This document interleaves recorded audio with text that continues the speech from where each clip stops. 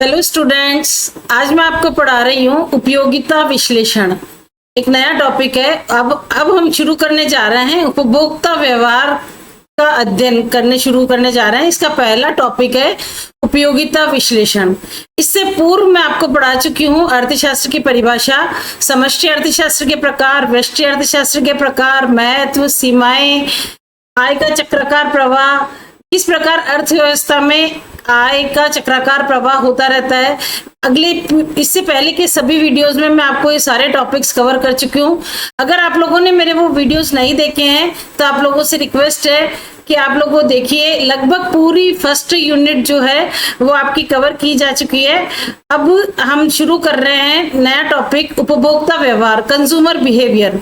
और consumer behaviour का पहला टॉपिक है उपयोगिता विश्लेषण।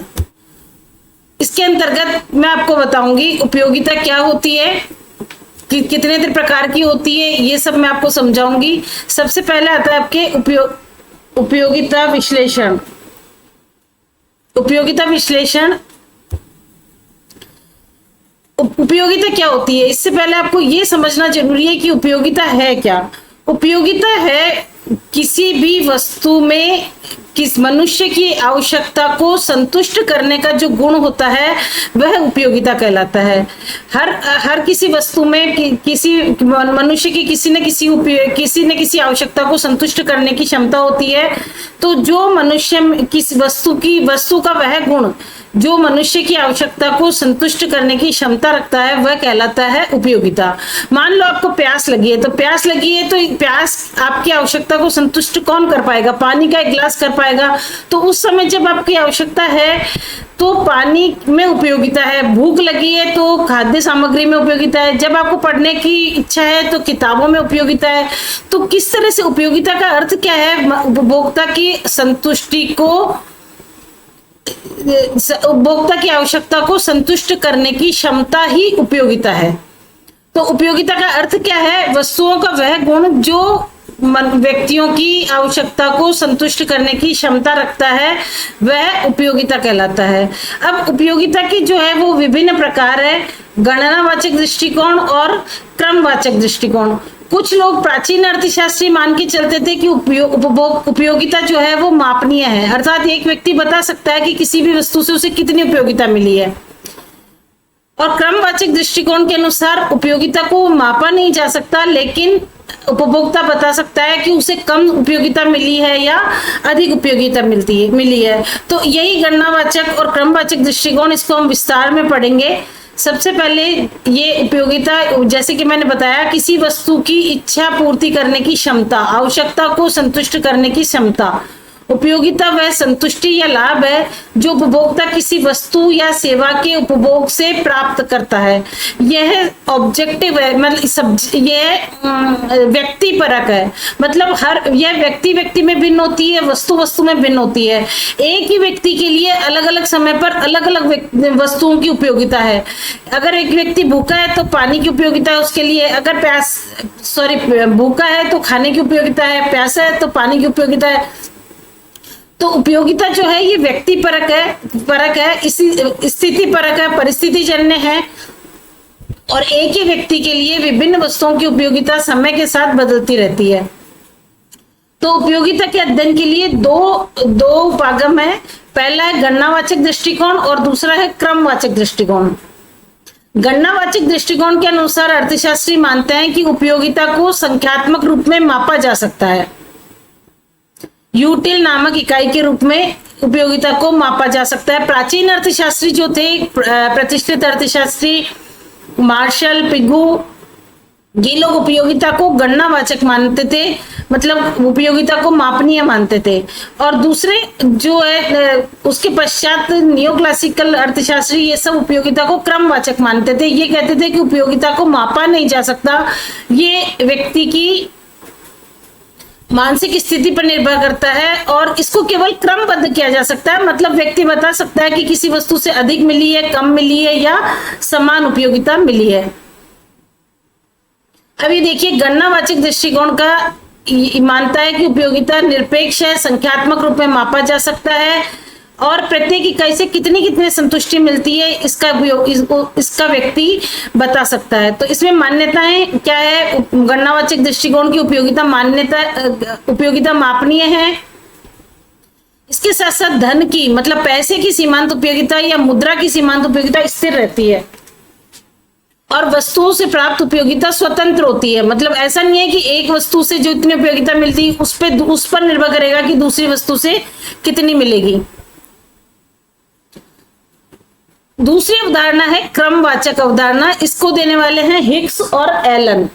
जैसा कि आपको इस स्क्रीन पर दिख रहा है, इस हिग्स और एलन जो है इन्होंने ये क्रमवाचक अवधारणा दी है। इनका मानना है कि उपयोगिता को संख्या में मापा नहीं जा सकता, परंतु उपयोगिता को क्रमबद्ध किया जा सकता है। मतलब उपयोगिता व्यक्ति बता सकता है कि उसे कम उपयोगिता मिली है या ज्यादा मिली है या समान रूप से उपयोगिता मिली है। तो उपयोगिता को जैसे वरीयताएं जो होती है वो इस तरह बता सकता है, ए की वरीयता बी से ज्यादा है, बी की वरीयता सी से ज्यादा है या ए की वरीयता सी से ज्यादा है। इस तरह से उपयोगिता का क्रम व्यक्ति बता सकता है, लेकिन वो ये नहीं बता सकता कि ए से कितनी उपयोगिता मिली है, बी से कितनी मिली है या सी से कितनी मिली है। तो इसको अनादिमान वक्रों के माध्यम से इसको व्यक्त किया जाता है। यह अधिक यथार्थवादी है। इसका एक उदाहरण मैं बताऊं आपको कि मान लो टोकरी ए है, बी है, सी है, तीन तरह की टोकरियां हैं। तो एक में आम और अंगूर है, दूसरे में सेब और केले हैं, तीसरे में केवल केले हैं। तो ऐसी स्थिति में व्यक्ति बता सकता है कि उसे टोकरी ए से सर्वाधिक उपयोगिता मिल रही है, बी से उससे कम और सी से सबसे कम उपयोगिता मिल रही है। तो यह है उपयोगिता की क्रमवाचक अवधारणा। अब दोनों गणनावाचक तथा क्रमवाचक अवधारणा की तुलना। तो इसका आधार अगर देखा जाए, मापन अगर किया जाए तो ये उपयोगिता को संख्या में मापा जा सकता है, लेकिन क्रमवाचक अवधारणा के अनुसार इसको केवल क्रमबद्ध किया जा सकता है। प्रयुक्त उपकरण जो है उपयोगिता तालिकाएं बनाई जाती है, वक्र बनाए जाते हैं, जबकि क्रमवाचक अवधारणा में अनादिमान वक्र बनते हैं। मुख्य मान्यता जो है इसकी धन की सीमांत उपयोगिता स्थिर है और क्रमवाचक उपयोगिता के मानने वालों का कहना है कि ये संगत होती है। मतलब एक कंसिस्टेंसी है, व्यक्ति बता सकता है कम मिली है ज्यादा मिली है। इस तरह से इसको देने वाले मार्शल हैं, गणना मात्रात्मक उपयोगिता को देने वाले, गणनावाचक उपयोगिता को देने वाले हैं मार्शल, जबकि क्रमवाचक उपयोगिता की अवधारणा को देने वाले हैं अर्थशास्त्री हिग्स तथा एलन। यथार्थता की अगर जांच की जाए तो ये कम यथार्थवादी है, इससे संतुष्टि नापना कठिन है और ये अधिक यथार्थवादी है। ये था तुम्हारे गणनावाचक और क्रमवाचक दृष्टिकोण। अब मैं बता रही हूं आपको गणनावाचक दृष्टिकोण के अनुसार या क्रमवाचक दृष्टिकोण के अनुसार अगर हम उपयोगिता को मापनीय मानते हैं तो संख्या के आधार पर, मापन के आधार पर तीन प्रकार की उपयोगिता होती है।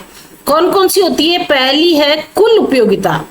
कुल उपयोगिता क्या है? टोटल यूटिलिटी क्या है? किसी वस्तु की सभी इकाइयों के उपभोग से उपभोक्ता को प्राप्त कुल संतुष्टि। मतलब अगर एक व्यक्ति ने 4 केले खाए हैं तो 4 किलो केलों से उसको जो संतुष्टि मिली है, पहले केले से मिली, दूसरे केले से मिली, तीसरे केले से मिली और चौथे केले से मिली है। तो अगर हम पहले केले से मिलने वाली को कहते हैं MU1, MU2, MU3, MU4, तो इस तरह से इन सब का अगर योग कर दिया जाए तो हमें प्राप्त होती है कुल उपयोगिता TU। कुल उपयोगिता प्रत्येक क्रमिक इकाई के उपभोग से प्राप्त सीमांत उपयोगिता का संचयी योग होता है। जैसे जैसे अधिक उपयोगिता का उपभोग होता है TU बढ़ता जाता है, परंतु धीमी दर से बढ़ता है। इसके विषय में मैं आगे और अभी सिद्धांत जो होंगे वो हम आगे आने वाले लेक्चर्स में पढ़ेंगे। तो उदाहरण दिया है जैसे चाय के कप है, तो पहले चाय के कप से इतनी मिली है, दूसरे किससे इतनी उपयोगिता मिली, तीसरे से इतनी उपयोगिता मिली। तो ये है ये जो बोल्ड किया हुआ है ये आपका है कुल उपयोगिता का ग्राफ। ये तो पहले दूसरी इकाई तक कुल उपयोगिता हो गई 18, तीसरी इकाई तक हो गई 24। इस तरह से कुल उपयोगिता नापी जाती है। तो कुल उपयोगिता क्या है? किसी वस्तु की सभी इकाइयों के उपभोग से प्राप्त उपभोक्ता को कुल संतुष्टि, यह है कुल उपयोगिता। दूसरी है सीमांत उपयोगिता। सीमांत उपयोगिता क्या है? देखिए आगे सीमांत उपयोगिता पे बेस्ड बहुत सारे सिद्धांत है। आप लोगों को ये सीमांत उपयोगिता कंसेप्ट बहुत महत्वपूर्ण है, ये समझ में आना ही चाहिए। सीमांत उपयोगिता क्या है? किसी वस्तु की एक अतिरिक्त इकाई के उपभोग से उपभोक्ता को प्राप्त अतिरिक्त उपयोगिता या अतिरिक्त संतुष्टि जो प्राप्त होती है वो सीमांत उपयोगिता कहलाती है। मतलब जैसे अगर हम सीमांत n यूनिट का सीमांत उपयोगिता निकालते हैं तो TUN total utility of n units minus total utility of n minus 1 units. मतलब जैसे हमने 4 केले खाए कुल, तो चौथे केले की सीमांत उपयोगिता कैसे निकलेगी? TUN मतलब 4 केलों से प्राप्त कुल उपयोगिता और TUN-1 इसका मतलब 4 में से 1 गया 3, तो 3 केलों से प्राप्त सीमांत कुल उपयोगिता। मतलब 4 केलों से प्राप्त उपयोगिता में से 3 केलों से प्राप्त उपयोगिता को जब माइनस कर दिया जाएगा तो प्राप्त होगा सीमांत उपयोगिता। इसको हम लिखते हैं ऐसे डेल्टा TU बटा डेल्टा Q। डेल्टा का मतलब है परिवर्तन, तो सीमांत उपयोगिता कहलाती है TUN माइनस TUN-1। मतलब n इकाइयों के स्थान पर यदि n-1 इकाइयों का उपभोग किया जाता तो जो कुल उपयोगिता कम रहती वो होती सीमांत उपयोगिता, अंतिम इकाई की उपयोगिता। जैसे उदाहरण से देखिए आप कि पहले कप से उपयोगिता मिली है 10, दूसरे कप से उपयोगिता मिली है 18, तीसरे कप चाय से उपयोगिता मिली है 24, मतलब टोटल उपयोगिता 24 है तीसरे कप तक। तो दूसरी इकाई से सीमांत उपयोगिता कितनी हो गई? 18 में से 10 गए 8, इसी तरह से 24 में से 18 जाएंगे 6, तो मतलब दूसरी इकाई से सीमांत उपयोगिता मिली है 8, तीसरी कप से सीमांत उपयोगिता मिली है 6 और चौथे कप से सीमांत उपयोगिता मिली है 4। तो इस तरह सीमांत उपयोगिता जो है वो लगातार गिरती जा रही है। इसी को हम कहते हैं सीमांत उपयोगिता ह्रास नियम, जिसको हम डिटेल में आने वाले वीडियोज में पढ़ेंगे, मैं आगे आपको समझाऊंगी। तो ये है सीमांत उपयोगिता। नेक्स्ट आता है आपके औसत उपयोगिता। औसत उपयोगिता क्या है? औसत शब्द से आप पहले से परिचित हैं, बहुत समय से सुनते आ रहे हैं, 6th क्लास से आप पढ़ रहे हैं। औसत क्या होता है? औसत होता है कुल बटा इकाइयों की संख्या। तो इसी तरह से औसत उपयोगिता निकाली जाती है। कुल उपयोगिता में इकाइयों की संख्या का भाग दे दिया जाता है तो आती है औसत उपयोगिता। इसका फॉर्मूला है AU इक्वल टू TU बटा Q। TU क्या है? Q इकाइयों से प्राप्त कुल उपयोगिता और Q है उपभोग की गई कुल मात्रा। इसको भी उदाहरण से दिखाया हुआ है। तो ये है आपके औसत उपयोगिता। अगर तीनों को अगर हम उदाहरण से दिखाना चाहें डायग्राम से, तो ये देखिए आप, ये कुल उपयोगिता का वक्र है, ये धीरे धीरे ऊपर की ओर बढ़ रहा है, ये लगातार बढ़ता रहता है, लेकिन बढ़ने की दर जो है वो घटती जाती है। और इसी तरह से ये है ग्रीन वाली जो लाइन है, ये बता रही है आपकी औसत उपयोगिता को। औसत उपयोगिता कभी भी 0 नहीं होगी। ये देखिए आप, ये यहीं तक आई है, ये कितनी भी गिर जाएगी लेकिन ये 0 नहीं हो सकती। और ये है सीमांत उपयोगिता। सीमांत उपयोगिता गिर के 0 भी हो सकती है और इवन सीमांत उपयोगिता आगे जाकर नेगेटिव भी हो सकती है, ऋणात्मक भी हो सकती है। तो ये है चित्र द्वारा प्रदर्शन तीनों का, कुल उपयोगिता, औसत उपयोगिता और सीमांत उपयोगिता।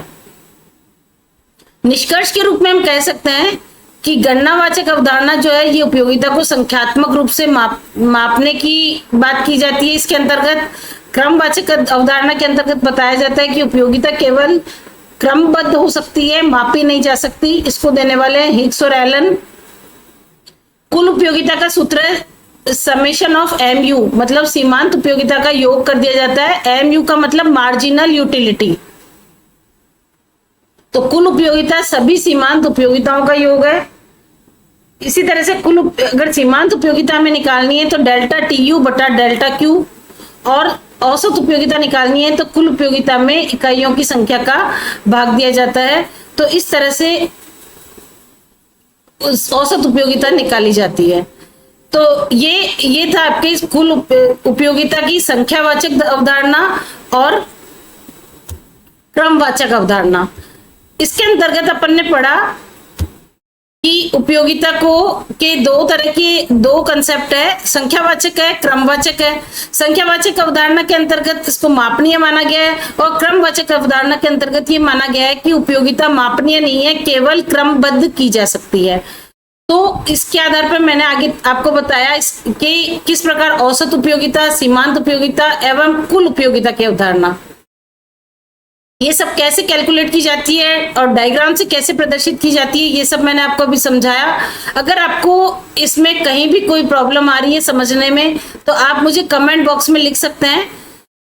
मैं आपको आपके जो भी प्रॉब्लम होगी उसको दूर करने की कोशिश करूंगी। इसके साथ ही यदि आपको पिछले टॉपिक्स जो मैं पढ़ा चुकी हूँ उन सब से संबंधित, या आपको कोई ऐसा टॉपिक लग रहा है जो बहुत कठिन है, आपको बिल्कुल समझ में नहीं आ रहा है और ये बेसिक कंसेप्ट से रिलेटेड है, क्योंकि आगे तो हम चल रहे हैं, अभी स्टेप बाय स्टेप हम चल रहे हैं, तो आप मुझे कमेंट बॉक्स में लिखकर दे सकते हैं, मैं उस पर वीडियो बनाकर आपके लिए डाल दूंगी। अगर आपको मेरा लेक्चर पसंद आ रहा है, समझ आ रहा है, तो आप लोगों से रिक्वेस्ट है कि लाइक, सब्सक्राइब, शेयर जरूर कीजिए। Thank you very much. आप सबका बहुत बहुत धन्यवाद।